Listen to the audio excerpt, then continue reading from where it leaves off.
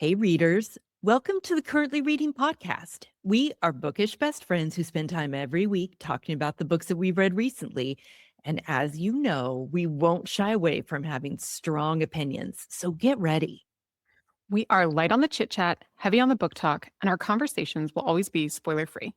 Today, we'll discuss our current reads, a readerly deep dive, and a little something bookish before we go. I'm Meredith Monday Schwartz. I'm both a mom and a Mimi and a full-time CEO living in Austin, Texas. And I love big, audacious book adaptations. And I'm Katie Cobb, a homeschooling mom of four living in Arizona, and I love the high of a book rec immediately taken. This is episode number 32 of season 8, and we are so glad you're here. Katie, that is the best. The Like reader best. drugs. It really is. Like if you're at a bookstore and you like recommend a book to someone and then you see them check out with it. Such a win. Y'all, we will let you know right here at the top that our deep dive today is how to audiobook, how to actually do it, and then how to pick the best books for it. But first, we'll get started the way we always do with our bookish moments of the week. Meredith, what do you have for us? All right, Katie, I have two things that I want to talk about today. So first of all, my kind of formal bookish moment of the week, the one that I had prepared for the show, was that the Count of Monte Cristo adaptation came out with Sam Claflin. It came out on stream. I have the PBS app, so Okay. I'm hearing that if it's going to be on PBS Masterpiece here in the States on March 22nd, which is as you guys are listening to this next week. But if you have the PBS app, which why wouldn't you? Because all the Masterpiece mystery and everything, then you can watch it now. So I've watched just the first episode. This is my weekend treat for myself. So I've watched the first episode. I'm really liking it. It's a beautiful, beautiful production. It's 8 episodes, a little over an hour, I believe, for each episode. So they are at least giving us 8 hours of content for this, 1,100 page book. As you know, or maybe you don't, if you're a new listener, The Count of Monte Cristo is one of my 2 favorite books of all time. The other one being A Gentleman in Moscow. And I have really been looking forward to this one. And after the first episode, I have high hopes. I think I'm going to like it even better when Sam Claflin grows his beard for the next episode. Because I think fully shaved Sam Claflin is giving me these mixed signals between, am I young? But then my face doesn't really read young. But then I don't have a beard and my skin reads young. It's like a sexy baby. And it's kind of like, Nobody likes that. Nobody likes that. I love Sam Claflin. He stole my heart in The Hunger Games years ago, whenever that was first adapted to film. I think he was in film 3 and 4, maybe, or 2, 3, and 4. Finnick Odair for life. Oh, he is in Hunger Games. With his trident. Oh, man. That was like an awakening for me. Interesting. I had forgotten about that. Okay. My second bookish moment of the week is I just kind of want to mark the moment in time and then ask you how you're feeling about it. Yesterday, the big Sarah J. Maas news dropped. Now, as we're recording, today is Friday, March 6th. So as you're hearing it, this news is old. But I just feel like I want to, like, Sarah J. Maas, of course, Court of Thorns and Roses, went on Call Her Daddy podcast and did this huge, long, really interesting interview. I don't know if you've gotten a chance to listen to much of it, Katie, but it's a very interesting interview with Sarah J. Maas as a person and talking about her kind of her journey and her writing and how she does all of that. And then she announced that we are getting 3 more, at least, ACOTAR books. And 2 of them are coming out in October and then in January, like just in the next little bit. So does this even like ping your radar? This news? Of course, I've seen it everywhere. Although your account was the first one I saw it on, Meredith. So way to be breaking news for at least me. Okay, well, Holly Farrell was my breaking news. So I will give her that. We give credit where it's due. I am torn. I'm very excited for the ACOTAR fan group as a whole. Like, I'm very excited for us as readers, for people who love big news in the reading world. I, of course, read each of those books a long time ago. It's been a long time since I read A Court of Silver Flames, My right? With favorite in the Nesta. series. And I don't want to reread all of them. So does that mean I'm gonna be totally lost? I No, just don't I know. I think there are probably gonna be a billion and 20 different ways Like on primers. yeah, like, I mean, Roxanne and I read them much more recently. So, like, Silver Flames, we probably will reread Silver Flames just because it's our favorite one of the series, and Mhm. especially now that we've heard Sarah J. Maas talk about what her journey was, and it Right. explains so much of why that book is so affecting in ways that Mhm. I like the whole series, don't get me wrong. If I had the time and the wherewithal, I would absolutely reread all of them because I really like them. And so, yes, it's gonna be everywhere. Everyone can roll their eyes about, that's totally fine. But I think we need to give credit where credit is due for her as an author and what she's done to the romantasy industry and to the business of books in general. Mhm. And every dollar that the little ones come in and spend on romantasy is another dollar that is helping our bookstores and our libraries and our everything, keep going. So I'm a big fan of that series. I haven't been successful with her other series, but Okay. I'm a big fan of That's my that other one. question though, because big fan forums, right, are talking about how there are connections between the Throne of Glass series, the Crescent City series, and the ACOTAR series. And Mhm. here in this next book arc is where we're going to start seeing those connections come to fruition. Yep. Are you planning to read any of the other series knowing that, Well, or just rely on the internet? as I mentioned, bookish friend Holly reached out to me yesterday and said, "Maybe now's the time to read Crescent City." Yeah, she posted today her picking it up Yeah. off the shelf. Yeah. I mean, what I will say is if romantasy, the genre in general, is interesting to you, or you love these like connections or reader orders or all of that, Holly's literary magic is really the account to follow because she Mhm. really deeps dive into a lot of this stuff. So I don't know, we'll figure it out, but it is a moment in time. I love a big splashy moment in the book world. Yes. It's fun. It's good for us, you and me, Katie. It's good for the industry as a whole. It's good for readers as a whole when people are really talking about stuff like this. So, what's your bookish moment of the week? Yes. Well, buzzy books are always a bookish moment for me. But of course, my bite size intro was about how it just never gets old. When you give a book recommendation and someone just takes it with no resistance, right? So, my first bookish moment is probably I should apologize to everyone who has ever had to be like, Katie, I know you're not going to read this, but I think you should and you would really like it. Because it's Oh, so because you nice can dish it, but you when can't take it. people like it's so nice when people are like, "You are right. I should read that book." And then they just do it. And I'm not that person. And I feel bad for all the times that I've not been that person. But I was reminded of how lovely it is this month when I was talking to the priest at my church. I'm an Episcopalian, very involved with my church community. I have a great relationship with our rector, who's named Reverend Monica. So Monica let me know she had been gently suggested that she should read some fiction books and lean into joy and fun rather than just like, all the hard that's happening in the world right now. She's very well informed.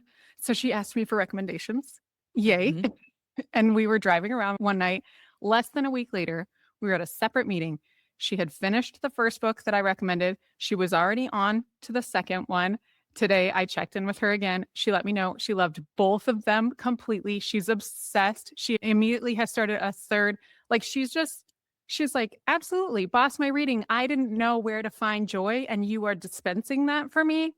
And it gave me such a high that I was like, this is it. This is my bookish moment. Peer pressure and drugs all rolled into one. It's so Now, great. did I go into a fugue state or did you tell us what books you recommended to her? No, so the first Okay, one was okay. You All didn't the Lonely People by Mike Gale was the okay. first one. Mhm. And that's just such an easy book for me to recommend to almost anybody, but especially somebody who kind of leads a community and encourages community connection. It's so perfect for her. And then she went from that into The Day the World Came to Town by Jim DeFede. And Yep. I am going to take her to see Come From Away because of that. Okay. All good Excellent. things. Like, I'm just so thrilled that she loved the books that I recommended. Yes, those are really, really good ones. And then, I mean, I thought you were going to say Search from Michelle Hunnivan. I was like, ooh, that's probably one that Rector Monica would enjoy. Yes, Reverend Monica probably would enjoy that one, although she is still a baby at our church. She's only a year and a half in to leading our church. So I think her own search may have been a little too recent. It's fresh. Like maybe when she's like 4 or 5 years in, I could be like, hey, you want to like relive that memory lane? Here's a great book.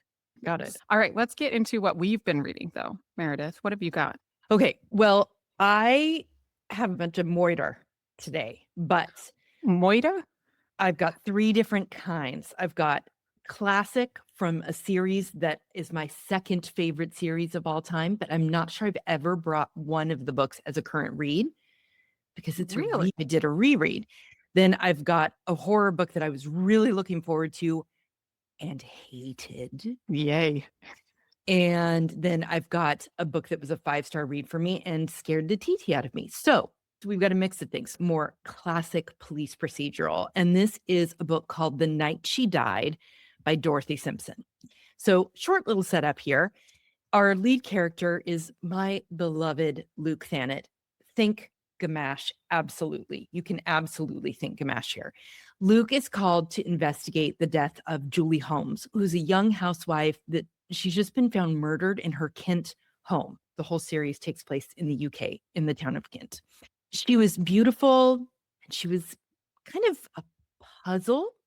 Julie was the kind of woman who captivated everyone she met, but she kept everyone at a distance, right down to her own husband. And then Inspector Thanet begins to dig into who she really was, and he realizes that beneath her very carefully controlled exterior, there were a lot of secrets and several people who were obsessed with her. So all the makings for murder.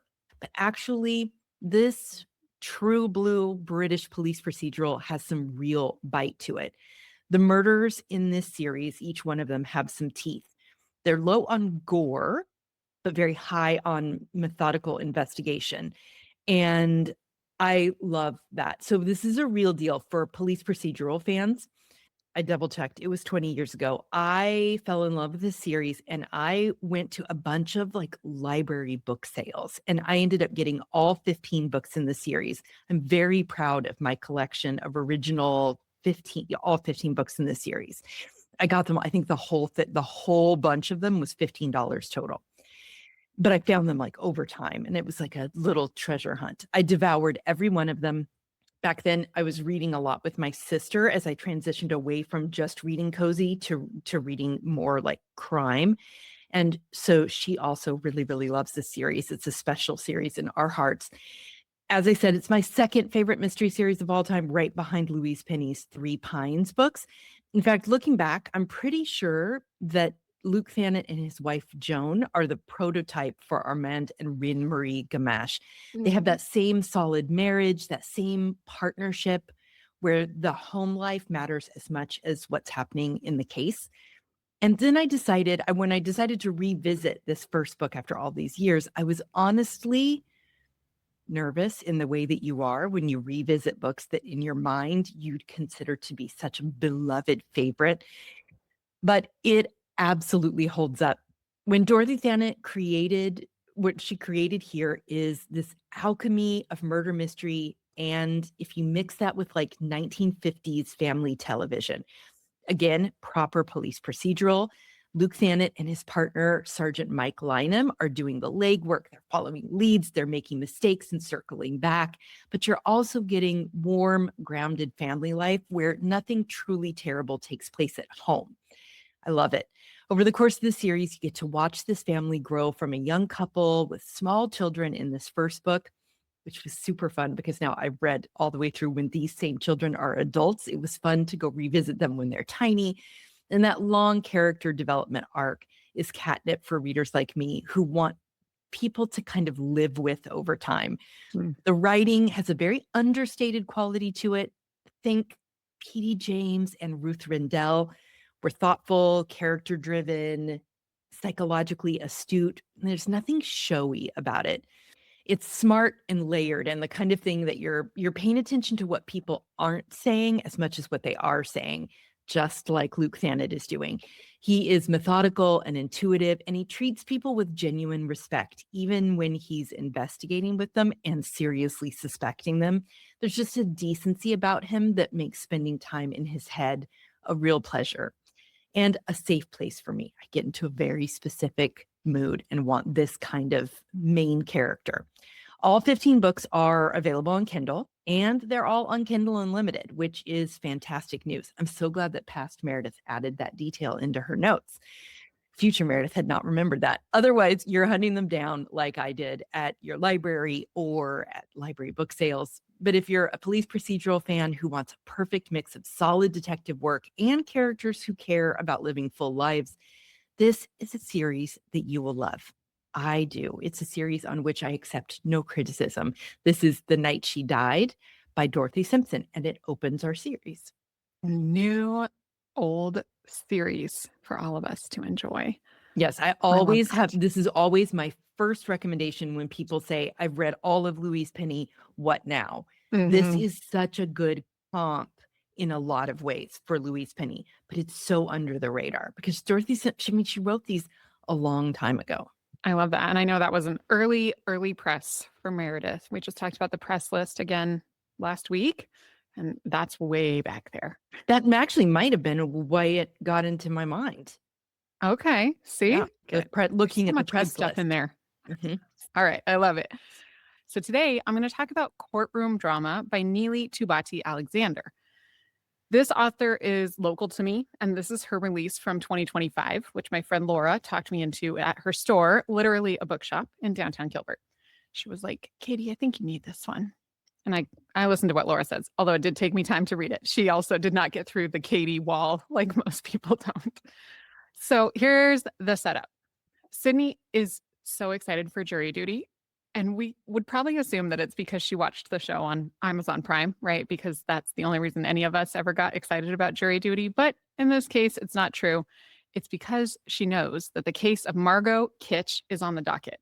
Margot is one of the original cast members of the Housewives spinoff. It's not Real Housewives, right? It's novel Housewives. It's called Authentic Moms of Malibu because it can't be called Real Housewives. Sure. So Margot is on trial for the alleged murder of her husband, Joe. That would be very exciting if that happened. Sydney, though, she fudges the truth a little bit about how much she knows about the case and the stars because she is such a huge fan. She's sure that Margot needs her help to be found innocent. She needs somebody on her team on that jury, right? It's a little shady. It's a high-profile case, so the jury is sequestered in a rundown hotel outside of town. They're given strict instructions about talking to one another outside the courtroom, which would be fine, of course, although it's far less exciting than Law and Order made it think it would be. That intrigue and excitement does ramp up a little when she realizes that Damon, her best friend from childhood, who she hasn't seen since his family abruptly moved away a decade ago after some secrets were revealed, was also chosen for the jury. The courtroom drama continues in and out of session because Sydney and Damon are talking through the way that their young relationship imploded when he moved away. And when they're in the jury box, they gently press their legs together where nobody can see them. It's a little bit scandalous. Sydney realizes that the case that she was so sure that she knew the answer to when she read the news and recalled Margot from the show is probably a lot more complicated than she thought. So this is second chance romance with diverse representation and a fun reality show adjacent plotline. The setup, though, as you can tell, is a little bit complicated. We've got like the reality show, we've got the line to get on the jury, we've got this old flame. Like it's just a lot in the blender to make this smoothie. The forced proximity nature, though, of jury sequestration made for some really interesting situations. And I want more of that in my reading. So if any, like I've read Steve Kavanaugh and a few of those, but I like that like pressure cooker of these are the people you're stuck with, right? It's why I like reading about people having to go to Mars too, because they're all stuck together and you got to figure out those interpersonal dynamics. So I liked that part. It was a weird way to set a romance, but it's important to note here that there's a lot of lying in this book in order to get into the jury box in the first place. And then lying about how much she knows about the case, lying how much they know each other because they ask all the members of the jury, do you know each other? And they're like, well, I mean, a long time ago, we used to know each other. Well, that's not true. right? This is all lying. When lies come to light, we have to deal with those ramifications. It's a lot of untruths about a jury book. And the suspension of disbelief was a lot for this reader. My favorite 4-star review is from an actual lawyer named Elliot 1996 on Storygraph. And she says, I will preface this by saying this book was well written and had a really engaging plot. However, if you're a lawyer, you're going to be disturbed at all of the inadmissible character evidence and jury misconduct. I also kept screaming objection out loud, like the judge in the book could actually hear me. Elliot was displeased. I'm not a lawyer. I don't even play one on TV, but same girl. I enjoyed this. I rolled my eyes a lot. And I know Meredith would hate it on a lot of levels. And all of those things can be true at once. Yes. This is Courtroom Drama by Neely Tubati Alexander. All right. Yes. You're absolutely right. All of those things are true. As soon as you have somebody who's doing bad things and then we're supposed to root for them, I just can't. They just exit out my little ear. Out. I can't do it. Okay. My second book. Oof. Okay. Oof. We got big opinions. We got to oof. Oh, big opinions, and also a huge side helping of disappointment, because this is an author that I was so looking forward to this book, because the book is The Caretaker by Marcus Kliewer. Here's the setup. Our lead character is Macy Mullins, and she is in an awful financial spiral. She's completely broke. And of course, her rent needs to be paid. She needs groceries. She has a younger sister depending on her. So when she stumbles across a Craigslist ad offering ridiculous money for just 3 days of caretaking work, she does what any desperate person would do. She ignores every red flag waving in her face. Sure, the posting feels vaguely ominous. Yes, the homeowners in this upscale community seem more than a little eccentric, but 3 days, how bad can it be? What Macy doesn't realize is that this isn't your typical house-sitting gig. The job comes with a set of rights, rights, she must follow, and the consequences for breaking them or trying to leave are far more dangerous than she would ever have imagined. Okay, I hate to say this, and you guys know, in 8 years, I have said it less than the number of times I could list on one hand. But this book was bad. I don't say it lightly, because writing a book is incredibly hard work, and I have enormous respect for anyone who finishes one. But I have to be honest with you about my reading experiences, and this one was so rough.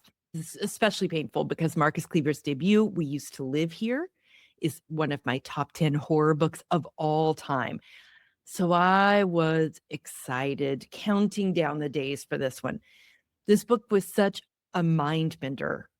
It had a lot of potential with its creepy, atmospheric, setting and its premise. And I did think about it a lot afterwards, but the sophomore slump is at play here. The setup, I think part of why I was so upset about it is because the setup has a lot of very interesting places that it could go. This could have been a truly thoughtful, horror-tinged version of what it's like to live with OCD. The compulsions, the rituals, the catastrophic thinking, the bones were there for something very special. But no, instead, what we got is a book where nothing is ever explained.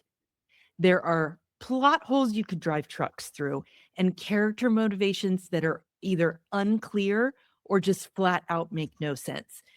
And that is what got me, because this book manages to be simultaneously boring and confusing, which is a terrible 1-2 punch. If you're going to keep me in the dark about what's happening and why, at least make the journey gripping, right? Or if you're going to slow walk me through the story, give me some answers along the way. But boring and confusing together, that is a reading experience that had me wanting to throw my Kindle across the room. I wasn't alone in my frustration. I will admit to going to Goodreads and checking out what other people were saying, because I felt like maybe I was going crazy or like I had missed something. But in fact, most of them talked about having the same issues. They, like me, found the main character, Macy, absolutely maddening. This dum-dum has one job, and she can't follow the most basic instructions. It makes It makes no sense. I was willing to go along with it at the start because I wanted to trust Marcus Kliewer. And some ambiguity really can be a great reading experience at the beginning. But if you end up leaving your readers feeling like entire chapters were accidentally deleted before you went to press, you've got a problem. If you loved We Used to Live Here, like I did, I would really temper your expectations on this one. If you haven't read We Used to Live Here and you love smart horror, please go do that. That would be a much better use of your time, in my opinion. I was so disappointed by this one. This is The Caretaker by Marcus Kliewer. Ugh, I hate it when that happens. And there's so much that I can't say, obviously, because spoilers. Right. But you were talking about good old attorney Elliot, who was yelling objection. Yeah. I was yelling expletives. Like, what are you doing? And then when nothing gets explained, okay, that's it. Well, I mean, we like to be invested in the books that we're reading. Sure. And sometimes when you're yelling at the book, it's because you're invested, but this doesn't sound like the right combination of investment and return. Yeah. It's like, don't wind me up and then give me absolutely nothing. Exactly. I'm going to be angry and I'm going to leave. Exactly. Oof. All right. Well, that's where the oof came from. Mm-hmm. Open oof and a close oof. Yeah. Okay. I have, for my second book, nonfiction from one of my favorite queens, Barbara Kingsolver. This is Small Wonder by Barbara Kingsolver. And it's an older one, which is why you're making that noise. I haven't heard of it. So Kaytee and I continue to slowly whittle away at the essay collections of Barbara Kingsolver. Essays are our favorite thing to read together. So we've read so many that now we have to like separate them out with fiction and other things that we don't necessarily love as much. But every time I am just struck by how much I love her writing and the way she puts words on the page from year to year, from decade to decade. Because in this collection, we are going back to 2002, which is when I graduated high school, if anybody wants to timestamp that. Many of the essays circle around the pivotal world events of 2001. This came out right after 9/11. She is reflecting on the World Trade Center, the fall of the Twin Towers. And unlike most of her other nonfiction works, which are kind of ephemeral and universal, they're about nature, they're about family, they're about moving from one place to another. They have kind of a universality in their tone and their sense of place. This one is very firmly ensconced in that bubble of time right after 9/11. She was asked to write essays multiple times in those weeks and months following September 11th, where she discussed the ways that fear and community walk hand in hand or lead to division. So she wrote these essays and collected them all into this book the following year. It's a lot of sitting in that changing world. And while we read this book right at the end of 2025, it also feels really applicable right now. We are once again a nation at war in the Middle East. And Kingsolver's writing about the ways we cleave, which is one of those really cool words, right? Where we cleave together and we cleave apart during times of national trial are very 9/11 specific, but also not, right? You're reading it and you're like, yes, I remember this from 9/11, from 2001. And also, why does this feel like she wrote it recently? Mm-hmm. I've also, as I mentioned, seen Come From Away twice in the past 2 weeks, and I'm seeing it at least 4 more times from tonight through the next 3 weeks. This play is about September 11th and the way a community rallies during the days after September 11th. It's about that friction of living in community and loving your neighbor and also being fearful and holding all those things together. And Barbara Kingsolver puts all of that tension into her writing here. It's beautiful, artfully chosen words to what are universal experiences. We all had that pushing away and pulling together feeling. I'm so grateful always to get to be in and sit with her writing over days and weeks. This is not a book that you just binge read in a single afternoon. And I especially love discussing it and reflecting on it with Kaytee. The good news for all of us who love her fiction is that we have finally had an announcement that Partita is coming out later this year, which is her first novel since Demon Copperhead in 2022. I've already pre-ordered it, of course. Cannot wait to read it. Long live Barbara Kingsolver and long live this collection, this very specific, small, beautiful collection, Small Wonder by Barbara Kingsolver. Boy, no pressure after Demon Copperhead, huh? Maybe like, win Barbara the Pulitzer. Kingsolver. Yeah, maybe she doesn't feel pressure like that because she has such a lot. Like Mhm. who does she need to prove herself to? Yeah. Right. Who's she So, comparing herself to, right? so Yeah. Oh, she's so good. all right. Well, my third book was absolutely 5 stars for me, and it is by an author who I also am working to be a completist of. This is a book called A Box Full of Darkness. It's the newest from Simone St. James. In A Box Full of Darkness, St. James takes us back to Fell, New York. If that's familiar to you, it is because it's the same deeply unsettling town from the Sundown Motel, my absolute favorite of her books. But you don't need to have read Sundown Motel to read this one.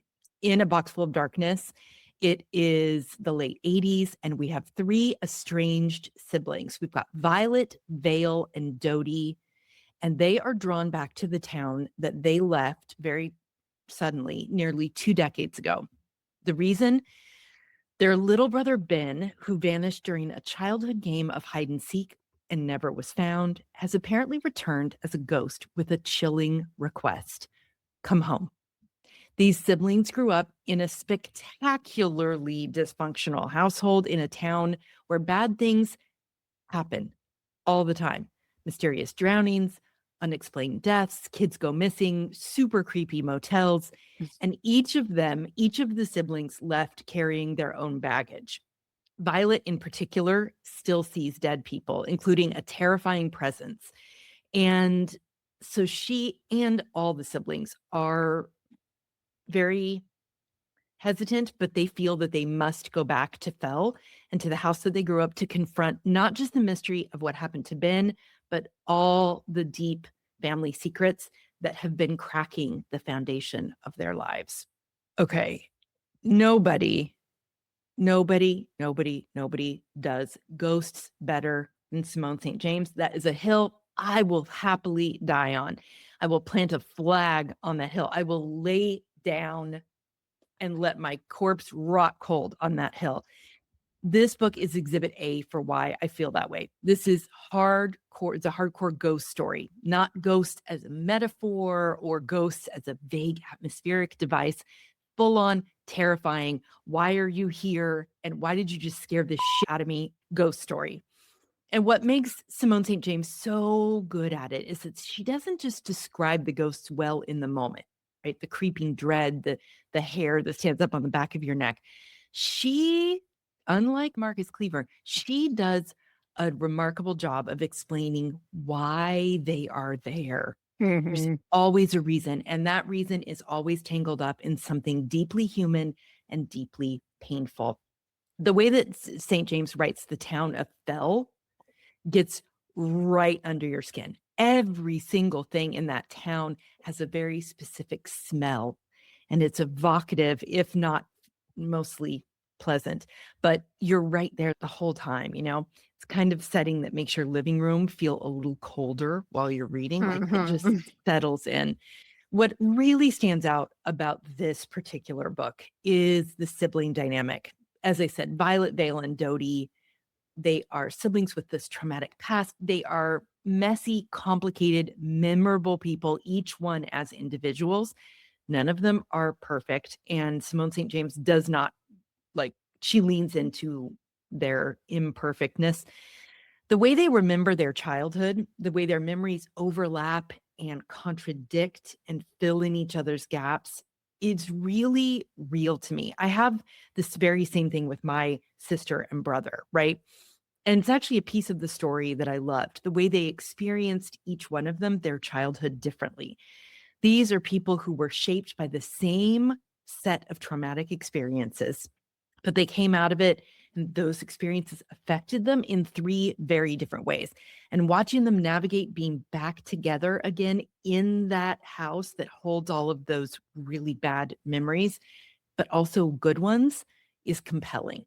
Simone St. James weaves together a genuinely creepy ghost story with this deeply emotional family drama. And she really is asking questions, forcing us to kind of look at ourselves and how our own childhood trauma maybe is still affecting the way that we're adults today.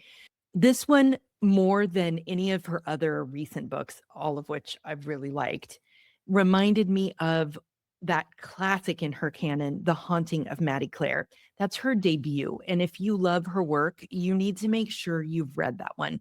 There's a really similar rawness to the supernatural elements and a similar willingness to go all the way with the ghost story.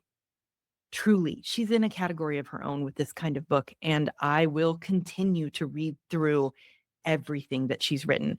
I gave this one 5 stars, and if you love this kind of book, this is going to be perfect for you. This is A Box Full of Darkness by Simone St. James. Oh, nailed it. And you know what? Just as I was finishing that up, I'm sitting here on YouTube, you can see I'm sitting here alone in my house. And I just, out of the corner of my eye, the side where my hair is, I just saw the door of my office open very, very slowly. And then Is it Lou? I hear a scratching noise right next to me. And I almost jumped out, and it was Lou. Lou. Who I'm showing you on camera right now. Oh my goodness, Lou. Scared me. Oh my gosh. We haven't gotten to see Lou lately. Sometimes we see Blue in the back, but we don't usually get to see Lou. Blue is back there on the chair. He's just right around the corner of the chair. Yeah. He's like, he knows what to do during podcast recording time. Hypothetically, my children do too. They're almost as good as your pets. Oh my gosh. Okay. My heart rate is just starting to come down.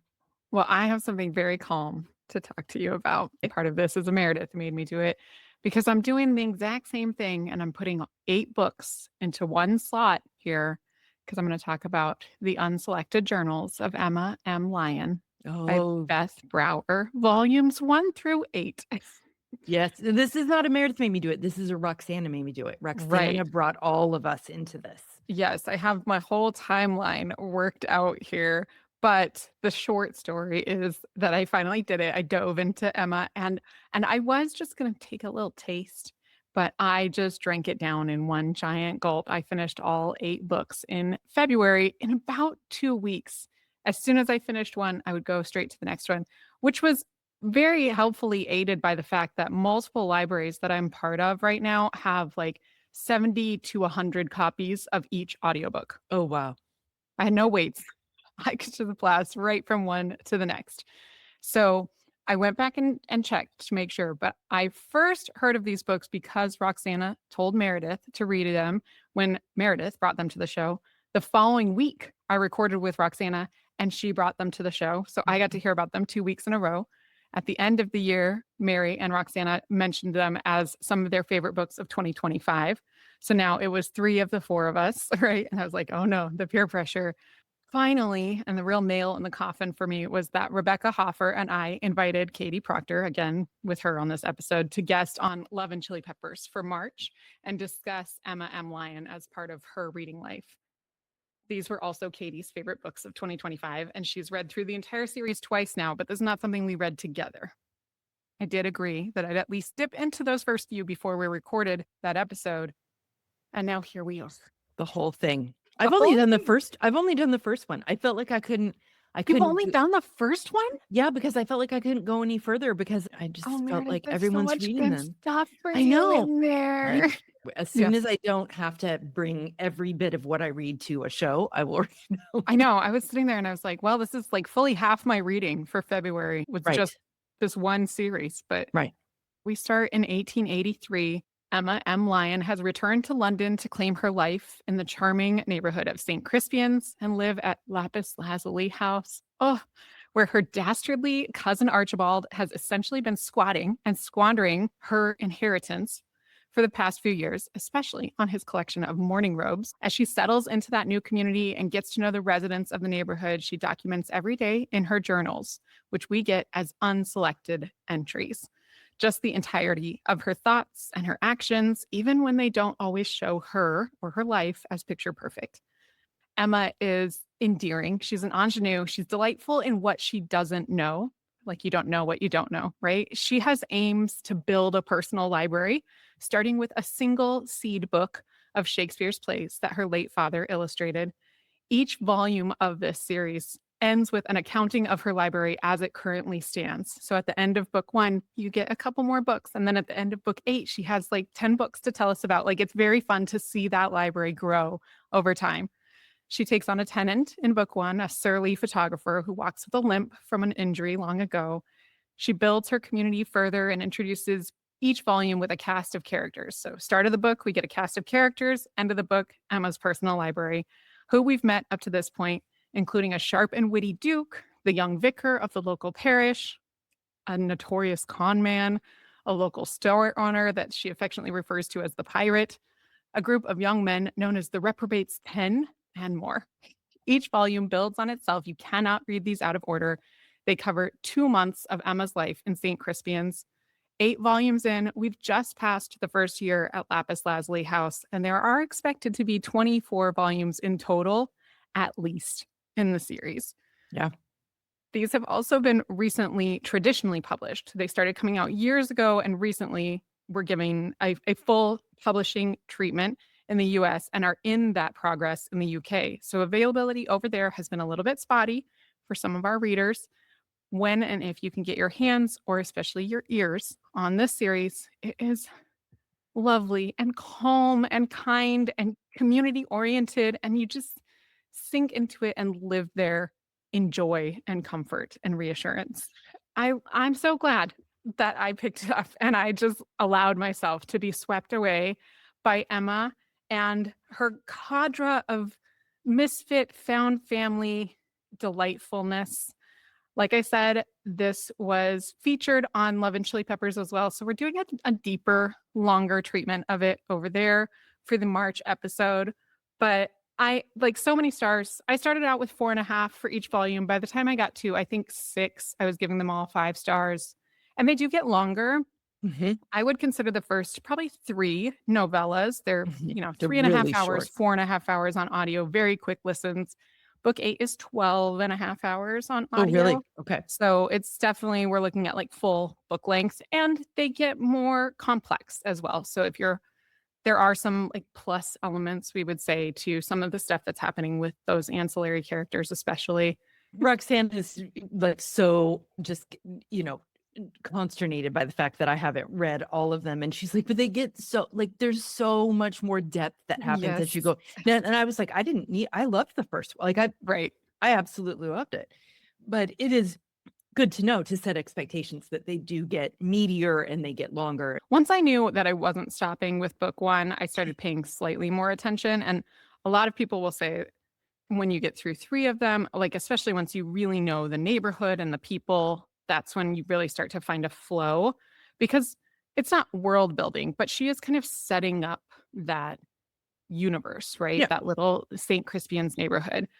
I don't know this for sure, but I would love it if there were a map included of St. Crispian's, because I know there's one drawn by one of the characters. So I would like it in the books or somewhere that I could purchase it and live there. I keep wondering if this at some point is going to be the next Bridgerton. Like, it's been Maybe.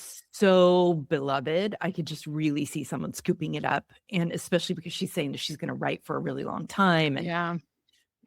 Oh, it's so special. It's so lovely. And okay, everybody talks about the audio. I did do these on audio.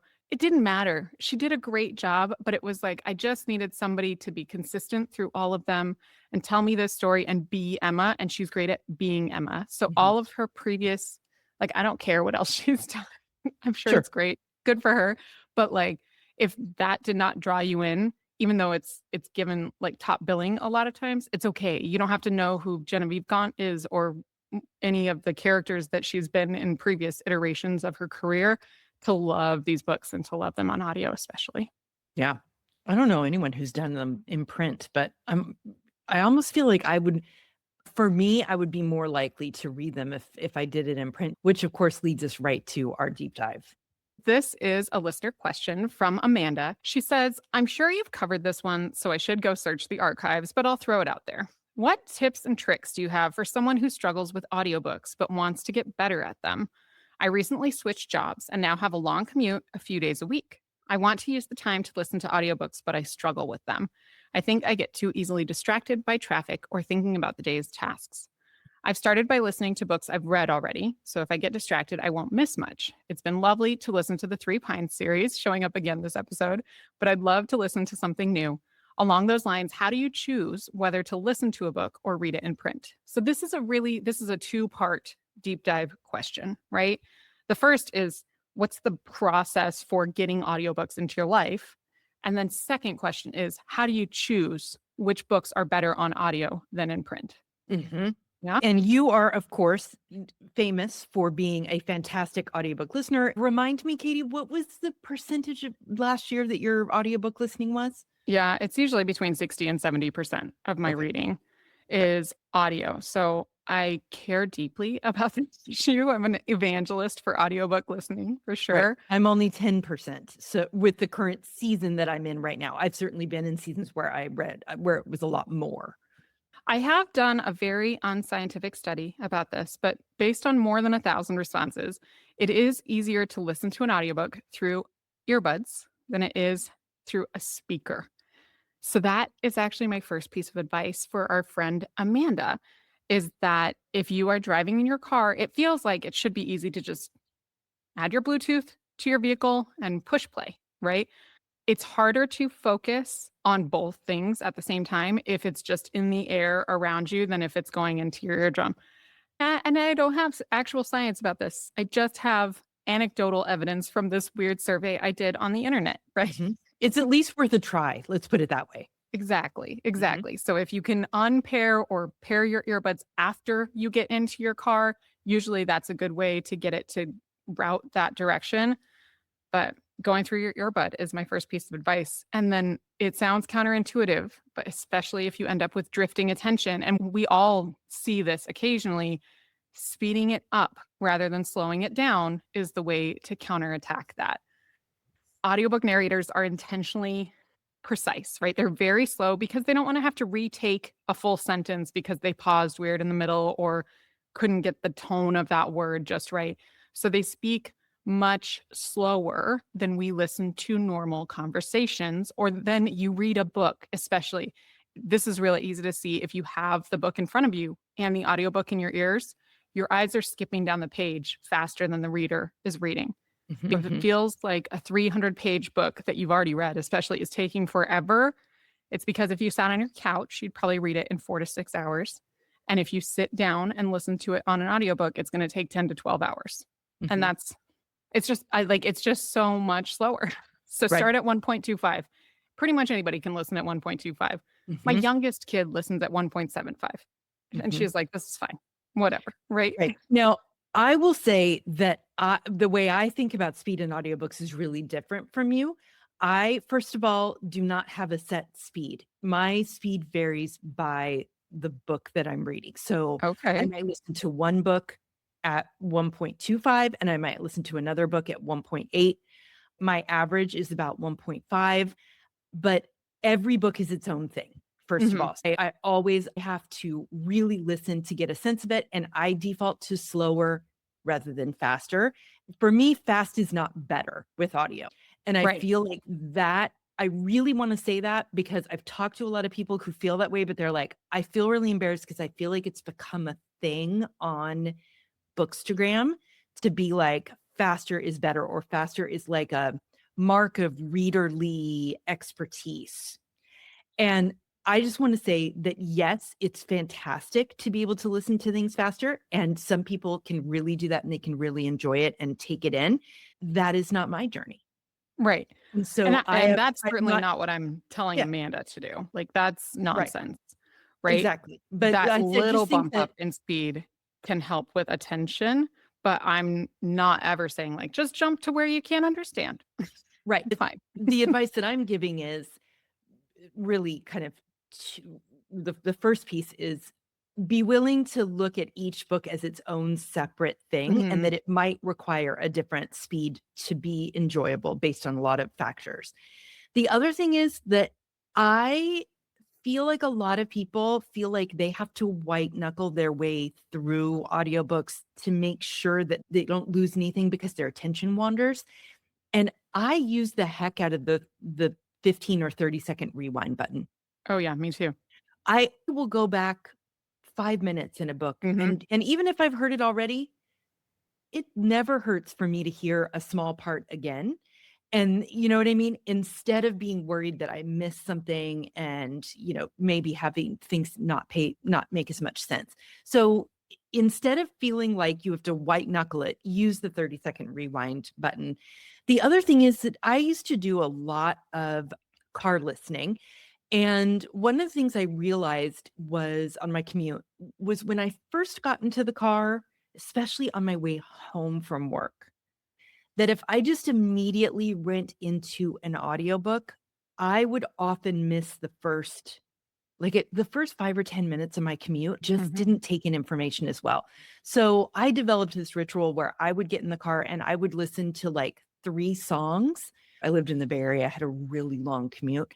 So I would listen to like 3 songs and then I would transition to my audiobook. Because at that point, my brain had slowed down enough for me to be able to kind of go into that mode. So that was just a trick that really, really helped me that I wanted to be sure to put in here for her.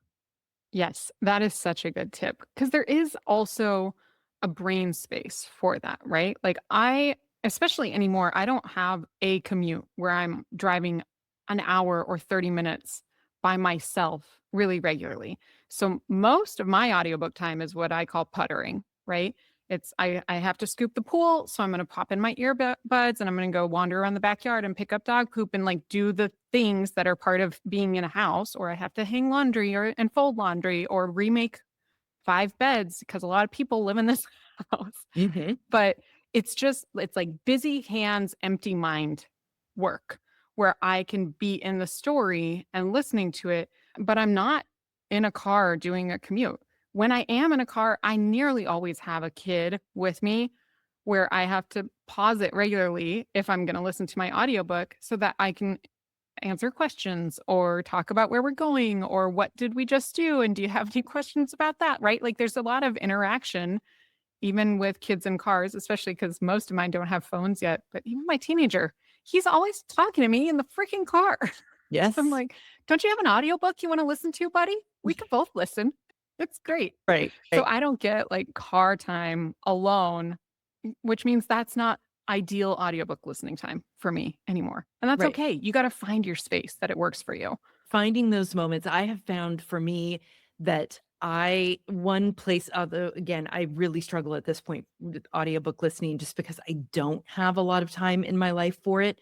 But when I do like my makeup and hair, where I sort of pull myself Mm-mm. together 10 to 15 minutes a day, I've just really gotten into a nice habit of turning on my audiobook then.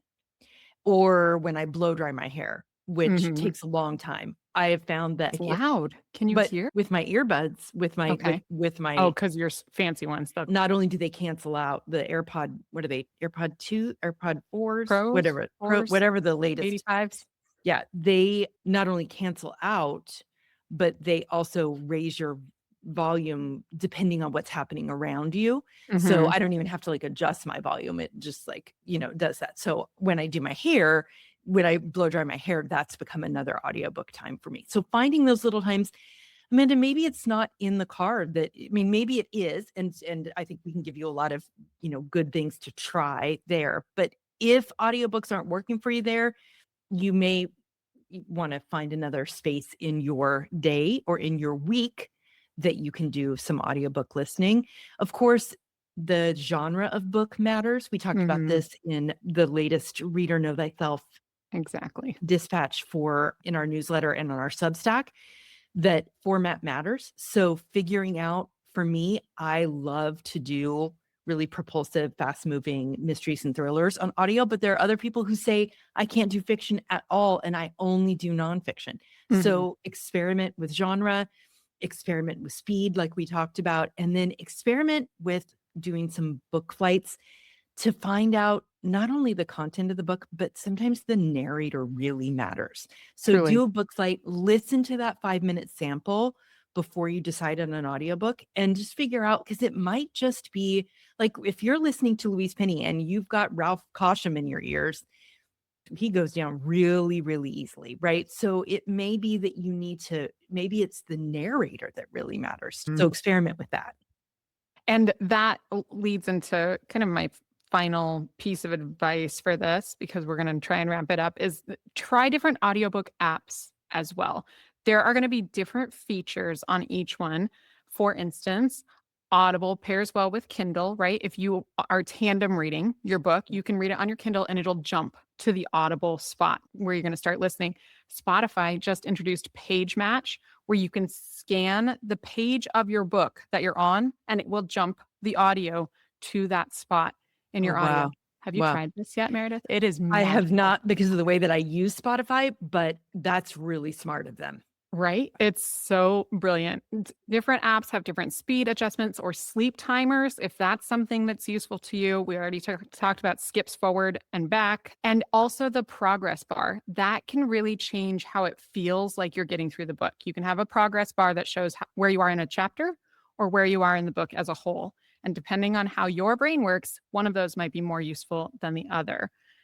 And of course, if you're going to use any app to listen to audiobooks, don't forget that Libro FM is the place that will benefit the local indie bookstore of your choice, not even local to you, anywhere you want in the entire country. Every month, you can switch your support or pick somebody that is your ride or die and benefit your bookstore with a good cause with your listens and your membership.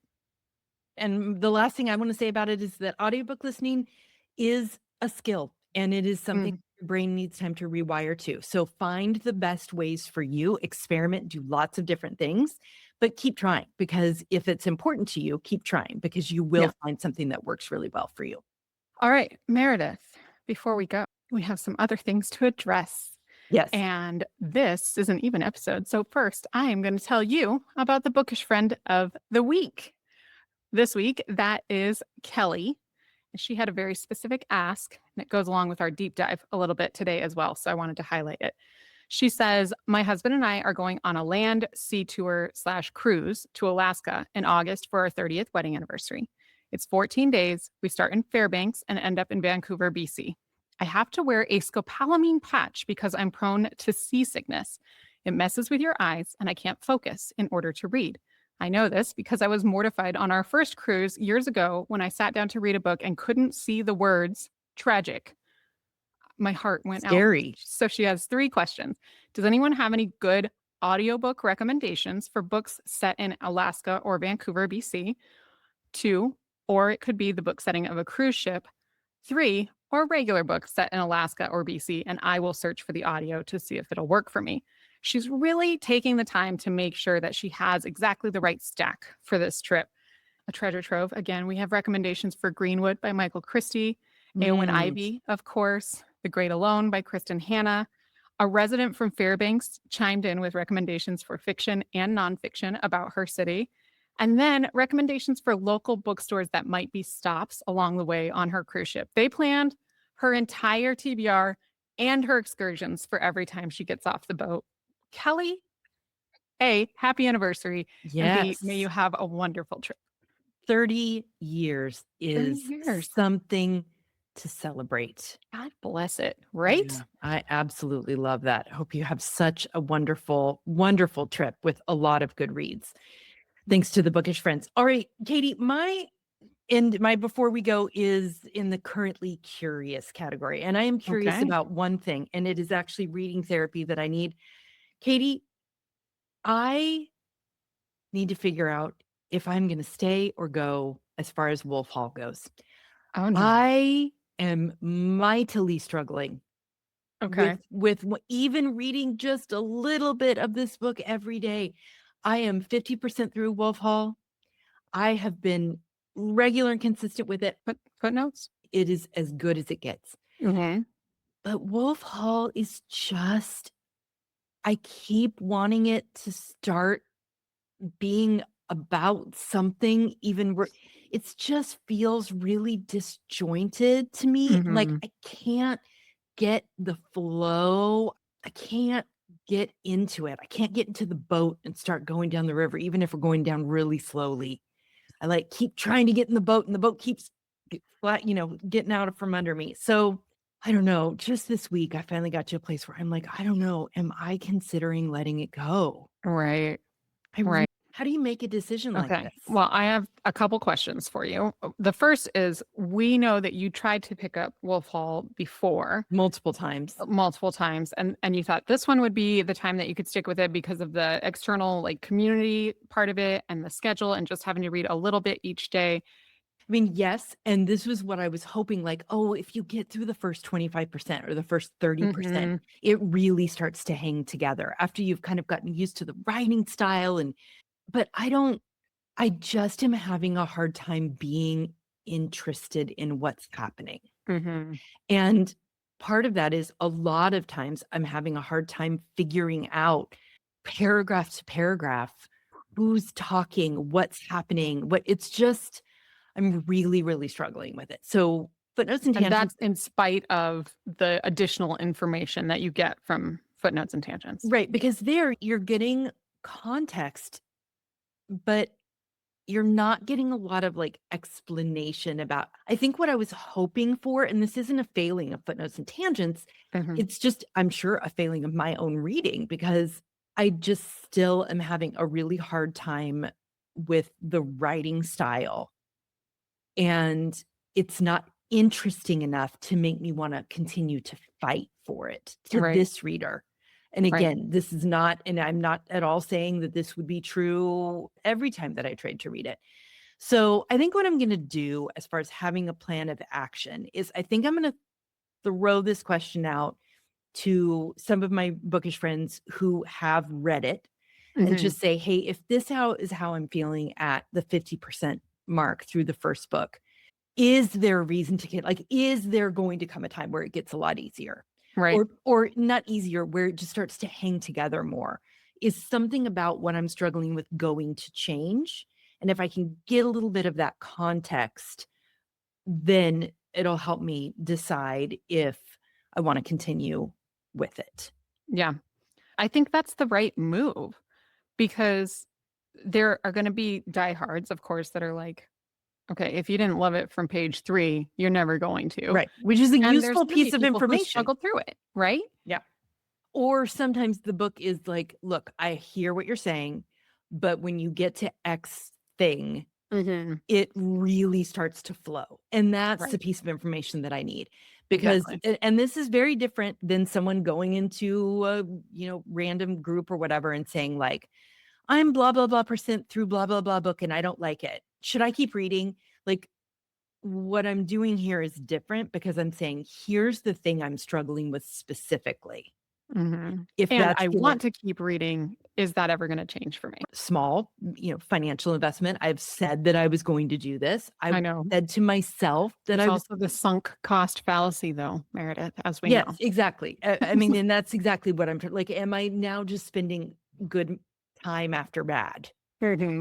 So again, I really want to underscore, none of this is the fault of Footnotes and Tangents, which is a fantastic Substack and a great place to do a slow read for sure. So that's what I'm struggling with. But Kaytee, I think I have a plan of action and I feel good about it. All right. I like it. That is it for this week. As a reminder, here's where you can connect with us. You can find me, I'm Meredith, at Meredith Monday Schwartz on Instagram. And you can find me, Kaytee, at Notes on Bookmarks on Instagram. Our show is produced and edited every week by Megan Pudamong Evans. You can find her on Instagram at Most of Megan's Reads. Full show notes with the title of every book we mentioned in the episode and timestamps, so you can zoom right to where we talked about it, can be found in those show notes and on our website at currentlyreadingpodcast.com. You can also follow the show on Instagram at Currently Reading Podcast, or email us at hello@currentlyreadingpodcast.com. Find us on Substack and YouTube, and subscribe to our newsletter. We're everywhere you want to be. We are everywhere. And if you want more of this kind of content, join us on Patreon as a bookish friend. It's only $5 a month. You get so much more content, so much great community, and you keep this show commercial free. You can also rate and review us on Apple Podcasts and shout us out on social media. Every one of those things helps us to find our perfect audience. Yes, bookish friends are the best friends. Thank you all for helping us continue to grow. Until next week, may your coffee be hot and your book be unputdownable. Happy reading, Kaytee. Happy reading, Meredith.